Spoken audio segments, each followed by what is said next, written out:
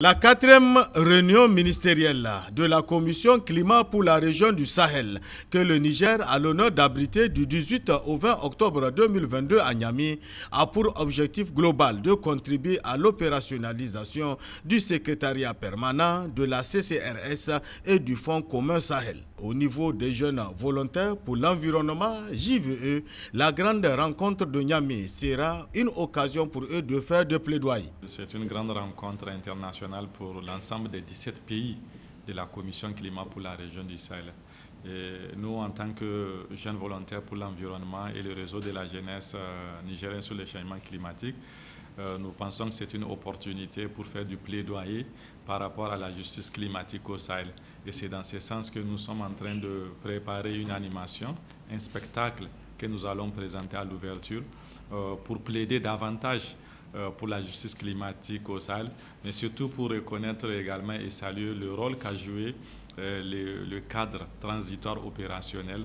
de la Commission climat pour la région du Sahel, pilotée par le Niger depuis son installation en 2016, qui aujourd'hui, quand même de 2016 à maintenant, a fait un parcours assez exceptionnel, ayant permis d'élaborer beaucoup de documents, ayant permis également d'avoir beaucoup de cadres de concertation, et même les jeunes ont été associés. En tout cas, en tant que jeunes, nos structures de jeunesse ont été associées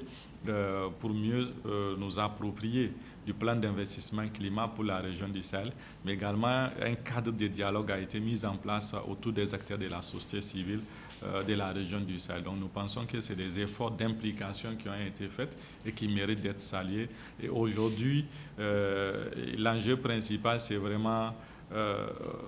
la progression pour aller d'un cadre transitoire opérationnel à un secrétariat permanent. Mais également, vous vous souvenez peut-être l'année dernière, lors de la COP26, le président de la République du Niger a plaidé à la tribune des Nations Unies la mise en place d'un fonds climat pour la région du Sahel. Et nous pensons que c'est une bonne chose et que c'est une opportunité qui permettra non seulement pour les pays sahéliens de renforcer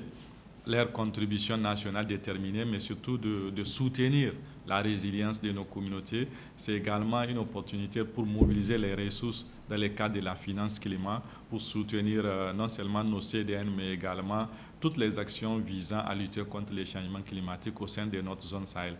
En prélude à cette quatrième réunion interministérielle de la Commission climat pour la région du Sahel, les jeunes volontaires se préparent aussi pour donner un cachet à l'événement. Au niveau de notre structure, nous nous sommes invités à participer à quelques rencontres techniques, mais également à l'ouverture. Donc l'ouverture, nos membres, avec quelques artistes que nous avons associés, vont présenter cette animation de plaidoyer et de reconnaissance